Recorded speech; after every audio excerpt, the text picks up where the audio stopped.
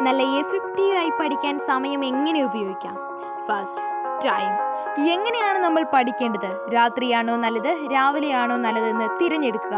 ഇത് പലർക്കും പല രീതിയിലാണ്. ചിലർ രാത്രി നേരത്തെ കിടന്നുറങ്ങി രാവിലെ എഴുന്നേറ്റ് പഠിക്കുന്നു. എന്നാൽ മറ്റു ചിലർ രാത്രി എത്ര സമയം വേണമെങ്കിലും പഠിക്കും. ഇതിലേതെങ്കിലും ഒന്ന് നമുക്ക് തിരഞ്ഞെടുക്കാവുന്നതാണ്.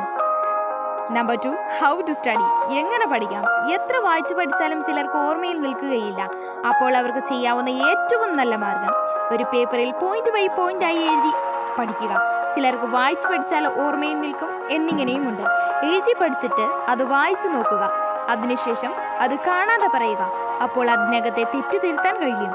ഈ രീതി ഉപയോഗിച്ച് നന്നായി പഠിക്കാൻ കഴിയും. അപ്പോൾ താങ്ക്സ് ഫോർ വാച്ചിങ്.